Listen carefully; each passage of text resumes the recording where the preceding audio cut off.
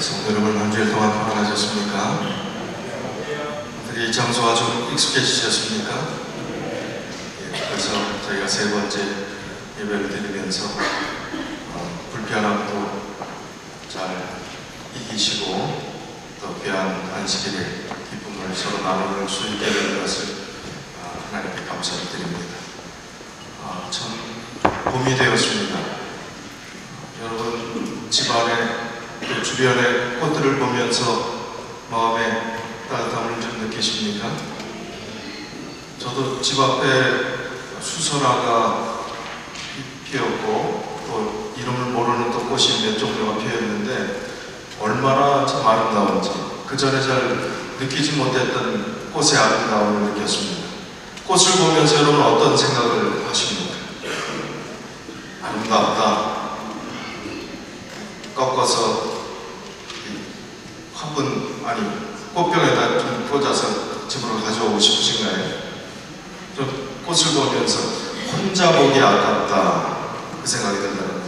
참 혼자 보기 아깝더라고요. 그래서 오늘 사진을 찍어 왔는데 먼저 좀 보여드리려다가 제가 다 더 좋은 꽃들 갖고 계시는데 뭘 사진까지 보여드리랴 하고 생각을 했습니다. 하나님께서 우리에게 봄을 주시고 희망을 주시고 또 생동한 하는 활력을 받게 주신 그 이유를 영적으로 잘 적용하셔서 우리가 영적으로 활력 넘치는 그런 영적 새봄을 올해 2019년 한 해도 경험하게 되시길 간절히 바라겠습니다. 지난 안식일에는 부르심에 대한 말씀을 드렸습니다. 부르심에 대한 말씀을 생각하면서 부르심을 받은 사람들은 하나님께 순종하게 되어 있습니다. 그러나 부르심을 받고 순종하기에 반드시 선행되어야 될 조건이 있는데 그것은 은혜를 아는 자만이 부르심에 순종할 수 있습니다. 그래서 오늘은 부르심이라는 개념보다는 은혜에 대해서 우리가 어떤 이해를 하고 있는지, 교회에서 가장 많이 듣는 단어 중에 하나가 은혜라는 단어 아니겠습니까? 은혜와 부르심의 상관관계를 같이 좀 생각해보는 시간을 갖겠습니다. 히브리서 4장 16절 말씀을 본문의 말씀으로 했습니다.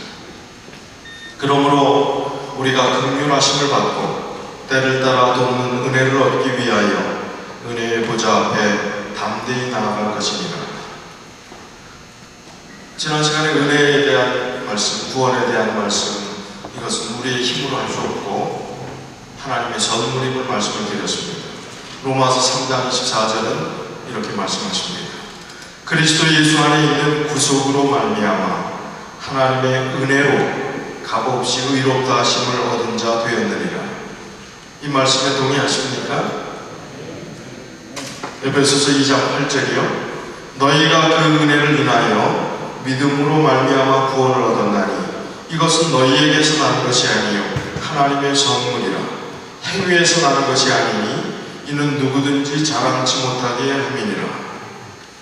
자, 이 말씀이 하나님의 전적인 선물이고 우리의 구원은 하나님의 은혜로 베푸신 전적인 하나님의 선물이고 행위에서 나는 것이 아니고 우리가 할 수 있는 영역이 아닌 것을 분명히 해주셨습니다. 자, 그런데 성경의 은혜에 관련된 모든 성경절을 찾아서 한번 다 읽어보십시오. 이 말씀이 은혜라는 것을 오늘날 참 문턱이 낮아진 교회에서 가리키는 그 은혜의 개념이 성경의 개념인가 아닌가 살펴봐야 합니다. 오늘날 교회 가르치는 은혜에 대한 이해를 이렇게 하는 것 같습니다. 하나님이 죄인들을 불쌍히 여기시는 것이 은혜이다. 우리가 순종하지 않더라도 구원해 주시는 것이 하나님의 은혜이다. 속절없이 멸망당하는 죄인들을 크신 사랑으로 무조건 덮어주시고 죄를 못 본 척 가리워 주시는 것이 하나님의 은혜이다. OX 문제 맞아요, 틀려요? 아니 좀 전에 성경절에 아무것도 우리는 할 게 없잖아요. 하나님의 선물이라고 그랬는데 이 말씀 맞는 거 아닙니까? 그런데 뭔가 좀 이상하지 않아요? 못 본 척 죄를 그대로 가지고 있어도 되고 이게 오늘날 은혜에 대한 잘못된 가르침이고 잘못된 이해인 것입니다.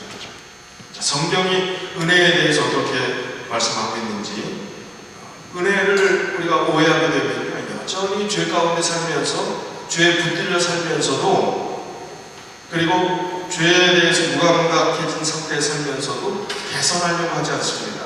회개하려고 하지 않습니다. 그리고 세워지려고 하는 노력도 하지 않습니다. 은혜에 대한 오해 때문에 그렇습니다. 그냥 이대로 살아도 하나님께서 선물로 주신 것이니까 우리가 연약하고 부족해서 우리가 할 수 없는 것 하나님 다 아십니다. 그러나 죄에 대해서 무감각한 상태로 그대로 죄된 상태로 유지하면서 그대로 살아도 하나님께서 그냥 못 본 척 해주시면서 우리를 그냥 하나님의 자녀로 여겨주실 것이라 하는 그런 이론은 성경에 없는 이론입니다. 자, 우리가 살펴보겠습니다.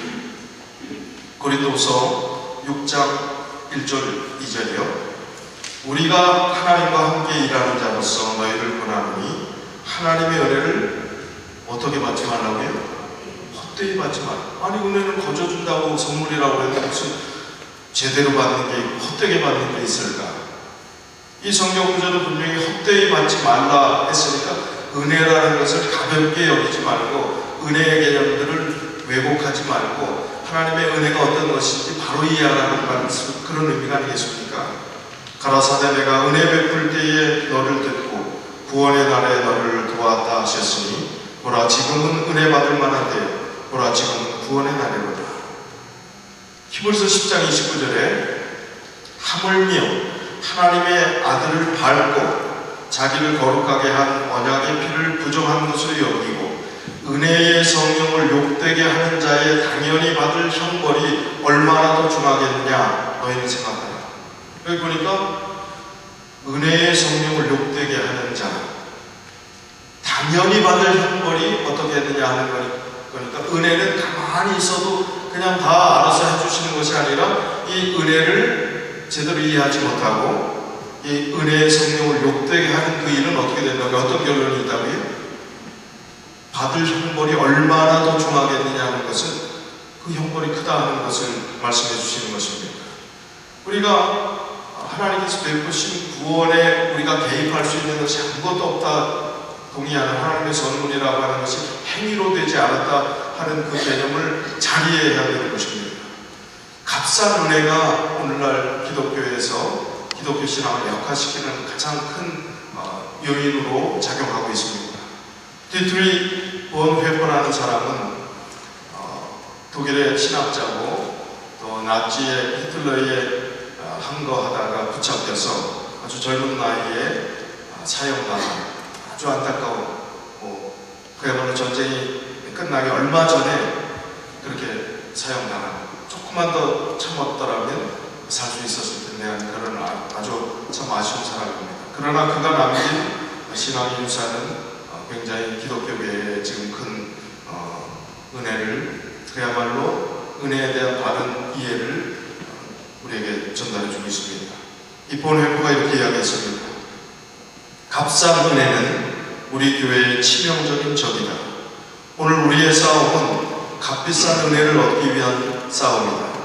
값싼 은혜는 싸구려 은혜, 헐값의 용서, 헐값의 위로, 헐값의 성만찬이다. 그것은 교회의 무진장한 저장고에서 멀지각한 손으로 생각 없이 무한정 쏟아내는 은혜이다. 죄를 뉘우치지 않고 죄에서 벗어나기를 바라지도 않으면서 세상은 자신의 죄를 감싸줄 값싼 커버를 값싼 은혜에서 얻는다. 값싼 은혜는 하나님의 생생한 말씀을 부정하고 하나님의 말씀이 사람이 되셨다는 것을 부정한다. 값싼 은혜는 죄를 의롭다고 하는 것이 아니라 죄를 의롭다고 하는 것이다. 은혜가 홀로 모든 것을 알아서 처리해 줄 테니 모든 것이 캐캐 묵은 상태로 있어도 된다는 것이다. 값싼 은혜는 우리가 스스로 취한 은혜에 불과하다. 싸구려 은혜는 그리스도를 본받음이 없는 은혜, 십자가 없는 은혜, 살아계신 예수 그리스도, 곧 사람이 되신 예수 그리스도를 무시하는 은혜에 불과하다. 좀 정리가 되십니까? 값싼 은혜, 죄도 용납되고 뭐든지 우리가 연약함을 인정하지만 정말 무기력한 상태에서 우리가 아무 우리의 구원에 대해서 우리가 할 수 있는 몫이 없다고 할지라도 선택하지도 않는 자유의지에 대한 하나님께 주신 그 선택조차도 하지 않는 그 상태를 의미하는 것이 아닌 것입니다. 자, 회개 없이 구원이 있을 수 있을까요? 자, 성경은 뭐라고 이야기하는지 은혜와 회개와 연관한 그 관계 성경 말씀들을 좀 살펴보겠습니다. 시편 7편 12절이요. 사람이 회개치 아니하면 저가 그 칼을 가르시며 그 활을 이미 당기어 예비하였도다. 회개하지 않으면 어떻게 된다고요? 멸망할 수밖에 없음을 시편 기자는 이야기합니다. 자, 신약에는 어떻게 말씀하십니까? 마태복음 3장 2절에 침례 요한이 강하게 외쳤습니다. 회개하라, 천국이 가까웠느니라 하였으니. 마태복음 3장 2절에 말씀하시고 8절에 뭐라고 하셨어요? 그러므로 회개에 합당한 열매를 맺으라고 이야기합니다. 은혜로 다 된다고 하면 무슨 회개를 할 필요가 있고 또 무슨 합당한 열매를 맺을 필요가 있습니까? 죄를 그대로 가지고 있어도 다 하나님께서 다 우리를 하늘나라 다 데려가실 거라면 이런 성경 구절이 삭제되어야 될 성경 구절입니다. 그러나 회개라는 단어를 찾아보면요, 곳곳에 나타나는 그 말씀들이 우리가 값싼 은혜를 추구하는 것이 아님을 성경은 계속해서 말씀해 주고 있습니다. 로마서 2장 4절로 8절. 혹 내가 하나님의 인자하심이 너를 인도하여 회개케 하심을 알지 못하여 그의 인자하심과 용납하심과 길이 참으심의 풍성함을 멸시하느뇨. 다만 내 고집과 회개치 아니하는 마음을 따라 진노의 날 곧 하나님의 의로우신 판단이 나타나는 그날에 임할 진노를 내게 쌓는도다. 하나님께서 각 사람에게 그 행한 대로 보응하시되 참고 선을 행하여 영광과 존귀와 썩지 아니함을 구하는 자에게는 영생으로 하시고 오직 당을 지어 진리를 좇지 아니하고 불의를 좇는 자에게는 노와 분으로 하시리라. 회개하지 않고서는 하나님께 진심으로 하나님의 은혜를 받은 자들은 죄인 됨을 깨달을 수밖에 없습니다. 그러나 값싼 은혜를 가진 사람은 내가 죄인인지 아닌지조차도 모르는 것입니다. 죄인인지 모르는데 회개할 수 있을까요? 죄됨을 깨닫게 되는 것은 하나님의 참된 십자가의 은혜를 깨달았을 때 죄인됨을 느끼게 되는 거예요. 나 같은 죄인을 하나님께서 구원해 주셨다니 그 사실을 깨닫고 그 죄인됨을 깨달으면 어디에 자리로 나갈 수밖에 없어요? 회개의 자리로 나갈 수밖에 없습니다. 하나님의 구원의 은혜가 얼마나 큰 것인지, 용서의 체험이 얼마나 큰 것인지, 죄사함의 하나님의 선물이 얼마나 큰 것인지를 깨닫게 됩니다. 그러면 그 다음 단계는 부르심의 소명의 단계로 갈 수 있고 순종의 단계로 나갈 수 있는 것입니다. 깨닫지도 않는데 어떻게 순종할 수 있을까요? 좋아서 취미에 맞아서 교회 생활 때 조금 하다가 어떤 어려움을 만나면 또 실증이 나면 거기에서 우리 사명감 없이 그 일들 그만하게 되는 것입니다. 영적인 일에 우리의 모든 일에서 그렇습니다. 신앙생활을 꾸준히 하다가도 내 개인 신앙의 영역에서 뭔가 어려운 일들이 당하고 또 신앙에 기복이 있을 수 있지 않습니까? 그럴 때 하나님의 은혜를 체험한 사람들은 그 일들을 통해서 하나님께 주시는 전화위복의 놀라운 약속과 교훈을 붙잡고 나아가는데 그렇지 않은 사람들은 거기서 무너지는 것입니다. 그리고 아주 약해지는 것입니다. 하나님의 은혜를 언제 받았느냐 하는 듯이 그 은혜를 알지 못하기 때문에 그렇게 되는 것입니다. 히브리서 6장 1절 3절이에요. 그러므로 우리가 그리스도의 도의 추모를 버리고 죽은 행실을 회개함과 하나님께 대한 신앙과 침례들과 안수와 죽은 자의 부활과 영원한 심판에 관한 교훈의 털을 다시 닦지 말고 완전한 데 나아갈지니라. 하나님께서 허락하시면 우리가 이것을 하리라. 죽은 행실을 회개하라. 그냥 가만히 있지 말라는 것입니다. 공동번역 성경을 이 성경 구절 다시 한번 읽어드립니다. 그러므로 우리는 그리스도 교회의 초보적 교리를 넘어서서 성숙한 경지로 나아갑시다. 이제 와서 죽음에 이르는 행실을 버리고 돌아서는 일과 하나님을 믿는 일과 침례와 안수 그리고 죽은 자들의 부활과 영원한 심판과 같은 기초적인 교리를 다시 배우는 일은 없도록 합시다. 하나님께서 허락하시는 대로 우리는 성숙한 지경으로 나아가야 합니다. 자, 이 공동번역 성경의 번역이 뜻을 좀 정확하게 해주지요. 여러 교훈의 틀을 다시 닫지 말고 완전한 대로 나아갈지니라 하는 이 구절이 좀 반대로 이해할 수가 있어요. 그러나 공동번역 성경에는 이미 하나님께서 우리에게 주어주신 그 분명하고 확실한 약속들을 다시 배우고 다시 이렇게 초보적인 단계에서 돌아서서 의심하고 또 거기서 아직도 자라나지 못한 그 상태 가운데 있지 말라는 것입니다. 그래서 우리의 죽은 행실을 죽음에 이르는 그 행실에서부터 돌이켜서 회개하고 주님께 더 가까이 나가라는 말씀을 주신 것입니다. 이 6장 1절에 본교 성경 주성을 이렇게 강행하고 있습니다. 하나님께 대한 신앙은 무엇인가? 거기에 대해서 회개란 죽은 행실에서 돌아서는 것이요 신앙이란 하나님께 향하는 것이다. 회개는 그리스도인 마음의 소극적인 면을, 신앙은 적극적인 면을 제시한다. 옛 것은 버리고 새 것은 붙잡아야 한다. 죽은 행실에서의 회개는 마음의 온전한 변화, 새로운 영적 태도를 나타내며 그것은 신자로 하여금 죽은 행실들을 버리고 하나님께로 돌아서도록 인도한다. 회개와 신앙, 이 두 가지는 복음의 기본 원리들 가운데 제일 앞에 놓인다. 만일 사람이 철저하게 변화된다면, 자기 과거의 생애에서 돌아서서 죽은 행실들을 버린다면, 신앙 가운데서 하나님을 향하여 돌아선다면 그는 악한 날들이 이를 때에 그를 실망시키지 않을 견고한 토대를 가지게 된다. 회개와 신앙의 이 두 가지가 하나님께 대한 신앙의 아주 중요한 기초적인 관계라는 것입니다. 이것이 없이 어떻게 우리의 신앙생활에 기쁨이 있을 수 있겠냐는 것입니다. 어떻게 영속성을 가지고 그 신앙의 믿음의 행군을 계속해 나갈 수 있겠냐는 말씀을 하는 것입니다. 자, 은혜 받은 사람이 어떻게 변화되는지 성경의 한 인물을 통해서 그 사례들을 살펴보도록 하겠습니다. 니고데모라는 사람입니다. 은혜 받은 니고데모가 어떻게 변화된 과정이 성경에 나오는지. 니고데모라는 사람의 이름이 등장하는 것은 단 몇 구절에 지나지 않습니다. 그러나 그가 어떤 일들을 했었는지는 성경의 기록에 남아 있습니다. 부르심의 자리에, 사명의 자리에 끝까지 충성했던 예수님의 또 다른 제자의 역할을 했던 니고데모를 우리가 살펴보게 됩니다. 자, 니고데모가 처음에 예수님을 찾아오는 장면이 니고데모의 첫 성경의 등장입니다.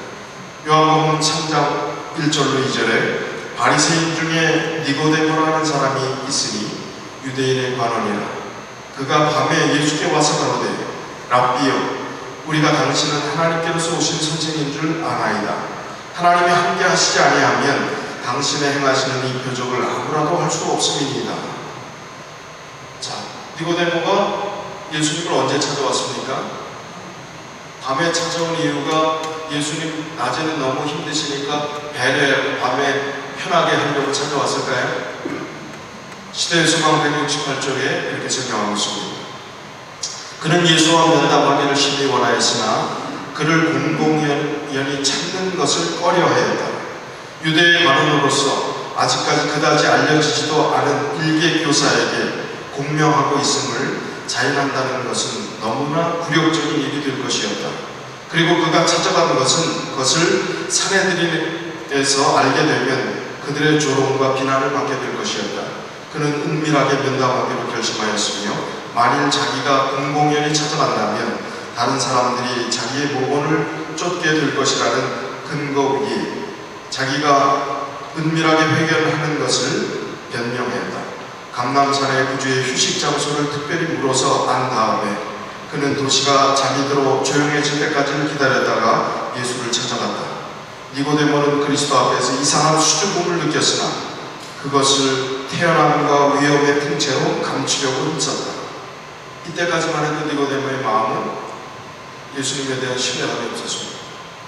그리고 사람의 이목과 안목이 중요했습니다. 체면이 더 중요했습니다. 제가 어제 저녁 설교하면서 그런 이야기를 했어요. 참 획일적으로 사람들의 체면과 어떤 틀에 의해서 별로 우리한테 유익이 되지 않는 일상적인 그런 것들이 얼마나 많은지 모르겠다. 그래서 제가 와이프에게만 또 안 된다고 그랬는데 또 얘기를 해야 됩니다. 빨래 해놓고 가끔씩 이렇게 옛날 말로 하면 러닝 셔츠. 미국 오래되신 분은 아니지만은 저는 아직도 한국 시민권이기 때문에 러닝구를 입습니다. 그럼 이렇게 뒤집어 놓잖아요. 가만히 생각하면서 사람이 편한 거는 내 때부라고 그러죠? 옛날 말로. 그거 여기 거칠거칠해갖고 불편한데 거꾸로 입으면 어떨까요? 뒤집어 입으면. 나는 훨씬 편한 거 아닙니까? 그런데 왜 남들 보지도 않는 속옷을 왜 불편하게 까칠까칠하게 이 넷대로를 몸에 달고 또 이 매듭 부분, 바늘 부분을 이렇게 하고 불편하게 입느냐. 뒤집은 채로 입었어요. 오늘도 뒤집고 입고 왔습니다. 그게 다 뭐예요? 체면 아닙니까? 나한테 편해. 그게 남들에게 보이는 쪽이 또 불편한데, 예? 내가 편하는 게 더 중요한 거 아닙니까? 어느 게 실속 있는 거예요? 이제 실속 있게 좀 사십시오. 니고데모는 체면 때문에, 겉모습 때문에 예수님을 찾는 첫 장면은 이런 마음의 태도를 가지고 있었습니다. 그런데 이제 예수 그리스도가 하나님의 아들이심을 깨닫고 그의 대화를 통해서 요한복음 3장 16절에 위대한 진리가 소개되지요. 거듭남의 의미를 깨닫게 됩니다. 그리고 나서 니고데모가 그 다음 등장하는 이 장면에는 예수님께서 이제 곧 십자가에 돌아가실 신문을 당하게 될 그런 상황 가운데서 다시 요한복음 7장 50절 51절에 니고데모가 등장합니다. 그 중에 한 사람 곧 전에 예수께 왔던 니고데모가 저희에게 말하되 우리 율법은 사람의 말을 듣고 그 행하는 것을 알기 전에 판결하느냐. 예수님을 부당하게 판결하고 하려고 하는 것을 지금 옹호하고 지지하고 예수님 편을 드는 것입니다. 그 전에 예수님하고 조금이라도 엮이는 게 싫어서 밤에 몰래 찾아왔던 니고데모가 어땠어요? 변했습니다. 옹호합니다. 공개적으로 옹호하는 사람이 되었습니다. 하나님의 은혜를 깨닫는 자는 체면 따지지 않습니다. 숨기지 않습니다. 하나님의 은혜 받은 그 사실에 대해서 부끄러워하지 않습니다. 그리스도인이라는 그 사실이 너무나 행복하고 떳떳하고 자랑스러운 것이 되는 것입니다. 그래서 공개적으로 니고데모는 예수님을 지지하고 두둔했습니다. 그 다음에 등장하는 니고데모의 모습은 요한복음 19장 38절 40절 예수님의 장례식까지 헌신적으로 주관했던 니고데모, 그리고 그 이후에 초대교회에 가장 아주 큰 영향력을 행사하는 좋은 의미, 겸손한 의미에서 베풀고 나누는 초대교회 기초를 놓는 큰 역할을 했던 니고데모가 상상이 됩니다. 요한복음 19장 38절 40절이요. 아리마대 사람 요셉이 예수의 제자나 유대인을 두려워하여 은휘하더니 이 일 후에 빌라도더러 예수의 시체를 가져가기를 구하매 빌라도가 허락하는지라. 이에 가서 예수의 시체를 가져가니라. 일찍 예수께 밤에 나왔던 니고데모도 모략과 침향 섞은 것을 100근쯤 가지고 온지라. 33kg입니다. 어마어마한 큰 돈이에요. 이것도. 이에 예수의 시체를 가져다가 유대인의 장례법대로 그 향품과 함께 세마포로 쌌다. 이제 예수님의 철저한 제자가 된 것입니다. 예수님 지금 아리마다 요셉도 예수님의 시체를 달라고 할 때 어떻게 했어요? 주저했어요. 혹시 유대인들을 두려워해가지고 자기가 다칠까봐 은휘했다는 게 뭐예요? 숨었다는 것입니다. 그러나 나중에 다시 용기를 내고 예수님의 시체를 달라고 했지만 아리마다 요셉의 영향이 훨씬 더 컸으리라고 생각합니다. 바로 은혜를 깨닫는 자는 부르심에 응하는 자가 되는 것입니다. 니고데모처럼 변하는 것입니다. 목숨을, 체면을, 자기의 모든 타이틀을 다 집어던지고라도 예수 그리스도를 깨달았던 그 은혜와 기쁨 속에서 하나님의 부르심에 순종하는 그런 결과를 가져오게 된 것입니다. 시대의 소망 177쪽에 그 은밀한 회견에서 비춰오는 빛이 갈바리 위에 십자가를 환히 비췄으며 니고데모는 예수가 세상의 구주임을 보았다. 주님께서 승천하신 후 제자들이 핍박을 받아 흩어졌을 때에 니고데모는 담대하게 전면에 나섰다. 그는 유대인들이 그리스도께서 돌아가시면 소멸될 것으로 얘기하였던 어린 교회를 받들기 위하여 자기의 재물을 사용하였다. 위기에 봉착하였을 때에 그렇게도 조심스럽고 의심이 많던 그는 바위처럼 굳세게 서서 제자들의 믿음을 격려하고 복음 사업을 진척시키기 위하여 재물을 공급하였다. 그는 전에 자기의 경의를 표하던 자들에게 조롱과 박해를 받았다. 그는 이 세상의 재물에는 가난하게 되었으나 예수와 회개하던 날 밤에 시작되었던 그 믿음에 서서 흔들리지 않았다. 참 감동적인 변화지요. 바로 그런 변화가 우리의 하나님의 은혜를 제대로 이해하고 받은 사람들의 삶 가운데 나타나야 하는 것입니다. 우리의 삶이 니고데모처럼 이런 경험이 부족하다면 아직 하나님의 은혜를 우리가 올바로 깨닫지 못했기 때문입니다. 아니면 잘못된 가르침 속에서 아무것도 하지 않는 죄 가운데 여전히 빠져 있으면서도 하나님의 은혜에서는 그 타령만 하는 그런 신앙생활이 우리의 믿음의 연약한 삶이 되었기 때문에 그럴지도 모르겠습니다. 은혜에 대한 바른 이해가 필요합니다. 로마서 6장 14절 18절의 말씀은 죄가 너희를 주관치 못하니 이는 너희가 법 아래 있지 아니하고 은혜 안에 있습니다. 여기 이렇게 말씀했지 않습니까? 죄가 너희를 주관하지 못하고 법 아래, 율법 아래 있는 것이 아니라 은혜 아래 있다고 얘기하지 않았습니까? 그러면 은혜 아래 있으니까 죄를 마음대로 지어낼 것처럼 오해하는 성경 구절입니다. 뒤에 나오는 성경 구절을 이렇게 적으십시오. 그런즉 어찌하리요? 우리가 법 아래 있지 아니하고 은혜 아래 있으니 죄를 지으리요? 그럴 수 없느니라. 너희 자신을 종으로 들여 누구에게 순종하든지 그 순종함을 받는 자의 종이 되는 줄을 너희가 알지 못하는가? 혹은 죄의 종으로 사망에 이르고 혹은 순종의 종으로 의에 이르느니라. 하나님께 감사하리로다. 너희가 본래 죄의 종이었더니 너희에게 전하여 준 바 교훈의 본을 마음으로 순종하여 죄에서 해방되어 의에게 종이 되었느니라. 자, 이 성경 구절을 잘 이해하기 위해서는 우리 고전적인 예화를 하나 다시 말씀을 드릴 필요가 있습니다. 자, 흑인 노예가 한참 거래가 되던 그런 시절입니다. 흑인 노예의 역사는 꽤 오랜 시간으로 거슬러 올라갑니다.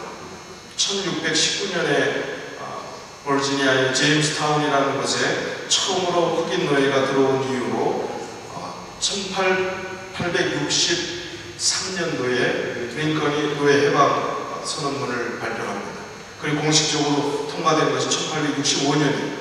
그때 노예가 해방되었지만 여전히 그들에게는 인권이라는 것은 없었습니다. 마르틴 루터 킹이 정말 I have a dream이라는 이야기를 하면서 그때까지도 참 멸시받고 천대받았던 이 흑인들의 인권 없는 그 삶을 살펴보면 사람들이 이렇게 잔혹할 수 있는가를 살펴볼 수 있는 두 가지는 노예제도입니다.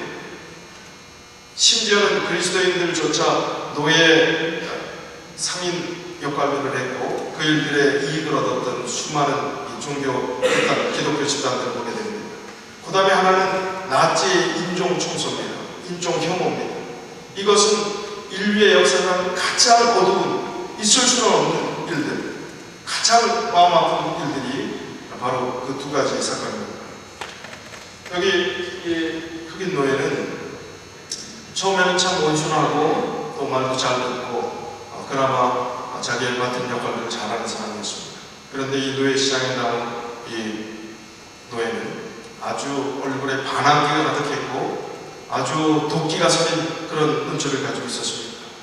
그 배경을 알고 봤더니 아주 못된 악독한 주인을 만나서 그래도 희망을 가지고 살 수 있었던 것은 그 가족들 또 자녀들과 함께 그 힘든 고통들을 감내하면서 살 수 있었는데 이 악독한 주인이 그 가족들을 뿔뿔이 흩어서 다 팔아버렸습니다.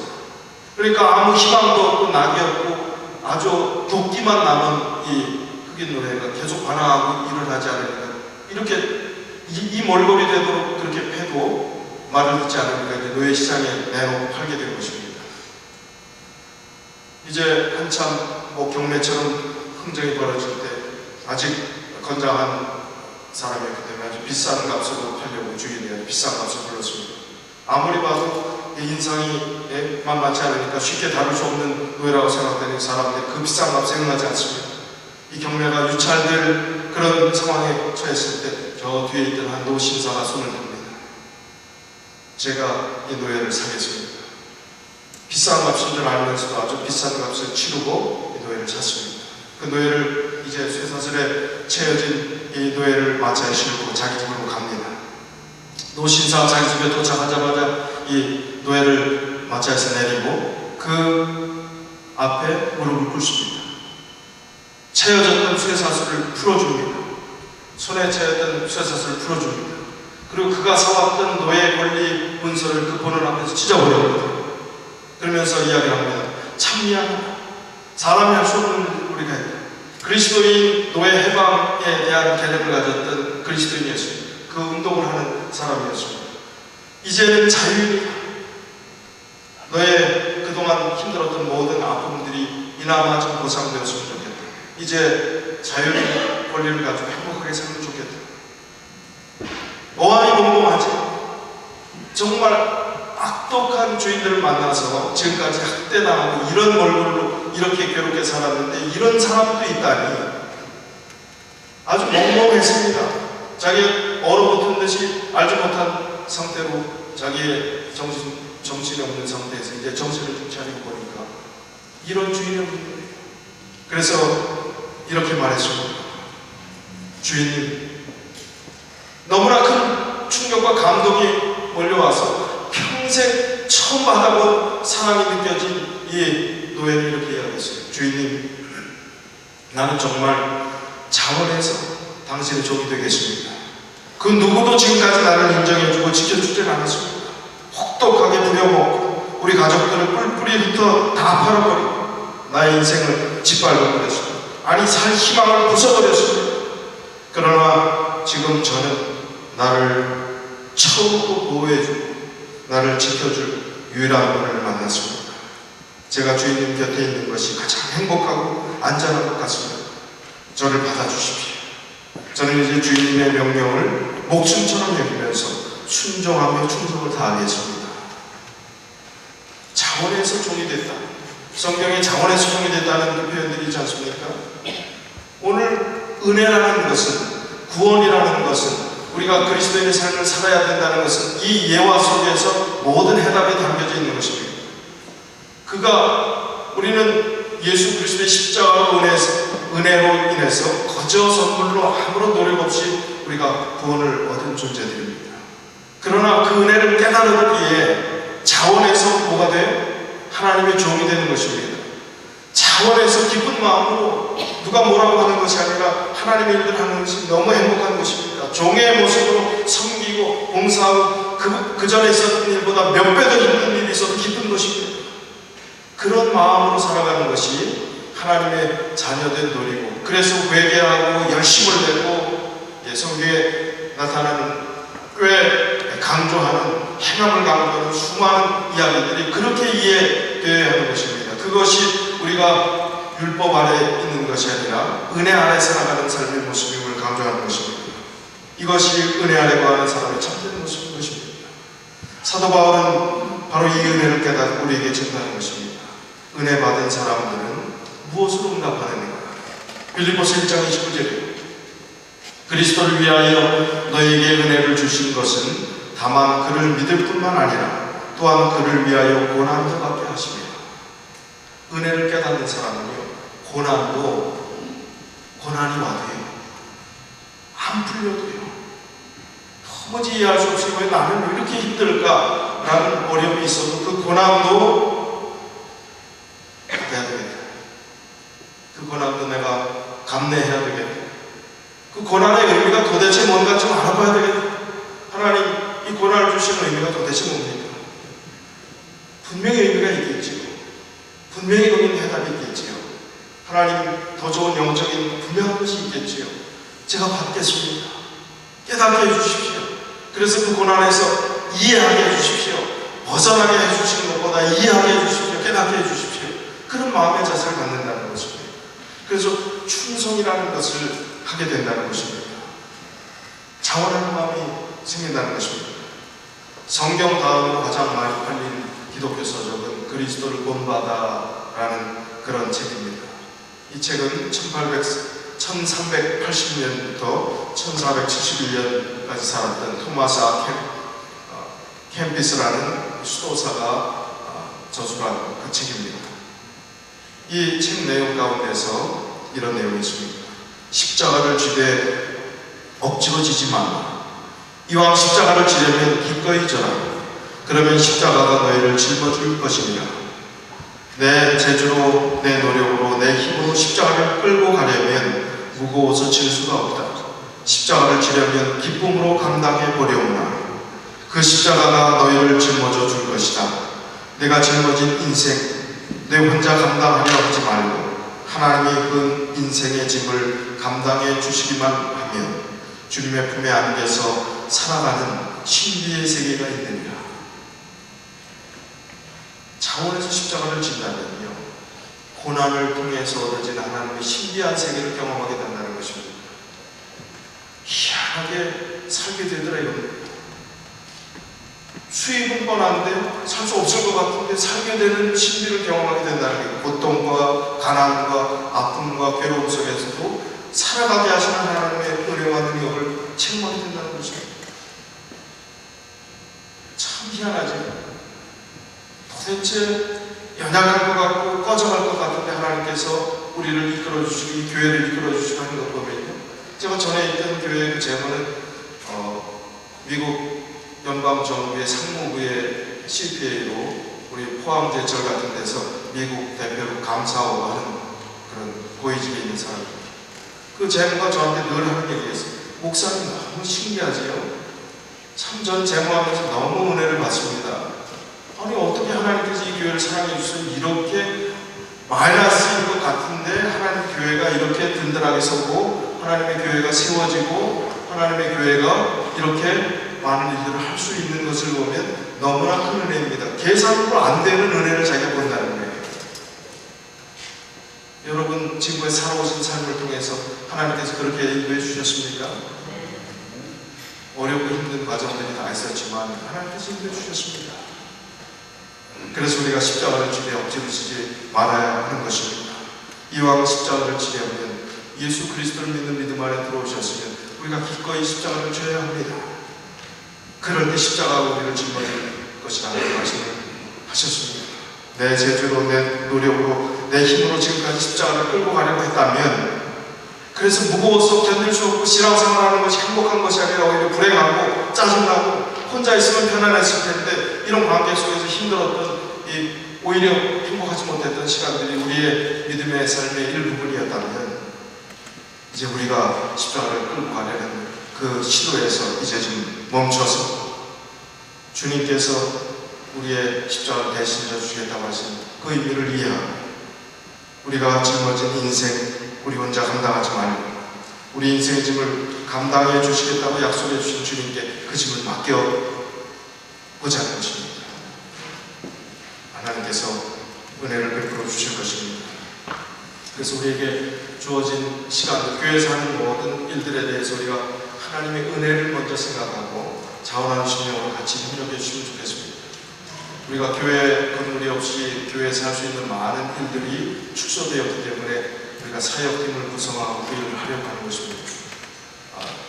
귀찮고 힘든데 이게 내 영적 생활에 얼마나 도움이 될까 이렇게 생각하지 마시고 그 일들에 마음을 두시고 같이 협력해 주시면 좋겠습니다. 그 일에 내가 어떤 일들을 하겠다 하는 것을 선정해 주셔야 그 다음에 그 팀들이 모여서 어떤 방향으로 어떤 계획을 가지고 그 사역팀을 잘 할 수 있을까를 의논할 수 있습니다. 그래서 먼저 여러분께서 신청해서 계획도 없는데 어떻게 그 일들을 하겠냐, 뭘 하는 줄 알아야 하지, 대략 어떤 성향의 그 반들이 구성되고 또 이루어질 것이라는 것은 그 제목 속에 그 사역의 어떤 특징들이 담겨져 있습니다. 그래서 같이 우리가 협력해서 정말 이 교회가 새롭게 완성되었을 때 우리의 활동과 하나님께 순종하고 그 부르심에 응하는 그런 우리의 열심을 통해서 새로운 교회에 이전했을 때 그 전에 보지 못했던 놀라운 하나님의 부흥의 역사를 우리가 체험하는 그런 은혜가 우리 가운데 있었으면 좋겠습니다. 이제 은혜와 부르심의 관계를 분명히 이해하고 하나님께 충성을 다하시는 우리 믿음의 가족들이 다 되시길 바라면서 말씀을 드리겠습니다.